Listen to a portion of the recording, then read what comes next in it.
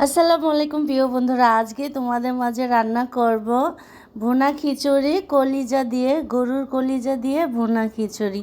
তো বাইরে যেহেতু বৃষ্টি হচ্ছে আর মেঘলা মেঘলা ভাব, সকালবেলা প্রচুর বৃষ্টি হয়েছে আর দুপুরবেলা মেঘলা মেঘলা ভাব।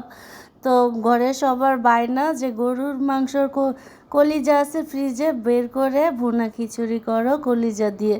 তো যে কথা সেই কাজ বন্ধুরা, আমি এই যে ডালে চালে মিশিয়ে নিয়েছি আর গরুর মাংস কলিজাগুলো ছোট ছোট করে কেটে তারপরে যে পানি চড়াই দিয়েছি চুলাতে, তারপর পানিগুলো বলক আসছে। এখন কলিজাগুলো সিদ্ধ চড়াই দিব, কারণ সিদ্ধ করে নিতে হয় গরুর মাংসের কলিজা, না হলে জীবাণু থেকে যায়। তো সিদ্ধ চড়াই দিছি এই চুলাতে। আর এই চুলাতে গরম মশলা, এলাচি, দারচিনি, তেজপাতা, পেঁয়াজ কুচি এগুলো করে আমি ভালো করে চুলাতে চড়াই দিলাম বন্ধুরা। তারপর সয়াবিন তেল দিয়ে এখন ভালো করে পেঁয়াজগুলো ভেজে নিব। দেখতে পাচ্ছ তোমরা, তেলটা দিয়ে দিলাম আমি, আর তেলের পরিমাণটা একটু বেশি লাগে যেহেতু খিচুড়ি রান্না করব।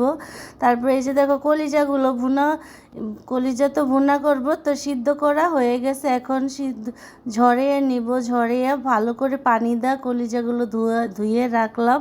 তারপরে এই যে দেখো আদা বাটা, রসুন বাটা, লবণ, হলুদ ফাঁকি, মরিচের গুঁড়া, ধনিয়ার গুঁড়া সব কিছু উপকরণ দিয়ে আমি মশলাগুলো ভালো করে কষিয়ে নিব বন্ধুরা। কষানো তো হয়ে গেছে, এখন ঝরিয়ে রাখছি যে ধুয়ে কলিজাগুলো, সেই কলিজাগুলো দিয়ে দিব মশলাতে। ভালো করে দিয়ে দিলাম বন্ধুরা, দেখতে পারছো। তো দিয়ে দেওয়ার পর এখন কলিজা কিন্তু ভালো করে কষাই নিতে হবে। ভালো করে আধা ঘন্টা পরিমাণ কলিজা আমি কষাইছি ভালো করে, একটু পানি দিয়ে তারপর কলিজা থেকে তোমরা দেখতে পারছো পানি আর তেল ভেসে উঠেছে।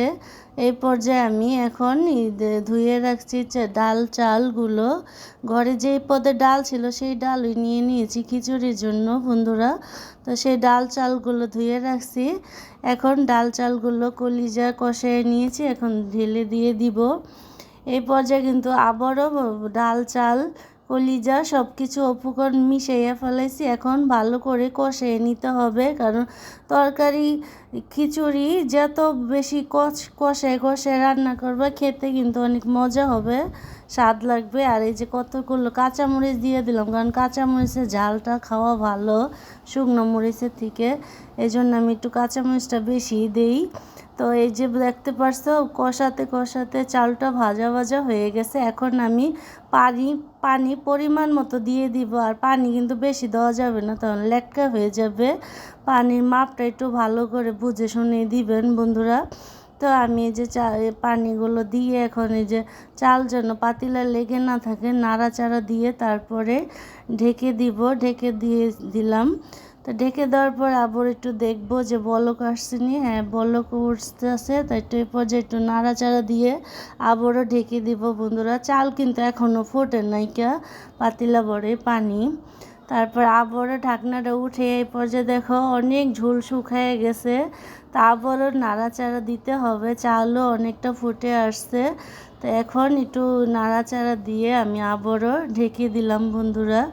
তো ভুনা খিচুড়ি তৈরি করব কলিজাদা। তো কলিজা কিন্তু জড়ই হয়েছে দেখতে পারছো। এখন আবার আমি ঢেকে দিতেছি।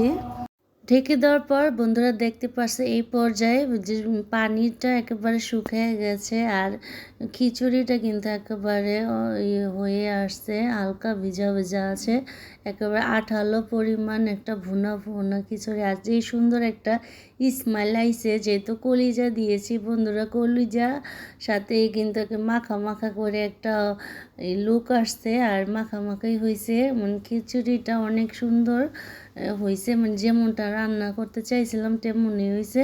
কলিজা ঝরা ঝরা বেশি করে দিয়ে তারপরে যে দেখো খিচুড়িটা রান্না কিন্তু অলরেডি হয়ে গেছে, আর একটু ভিজা ভিজা ভাব, এটা রেস্টে রেখে দিলে শুকায় যাবে। আর এরকম করে কলিজা দিয়ে ভুনা খিচুড়ি রান্না করে দেখবেন বন্ধুরা, খেতে কিন্তু দারুণ লাগে। আর খিচুড়ি রান্নাটা কিন্তু অনেক মজা হয়েছে বন্ধুরা, আমরা সবাই খাইছি।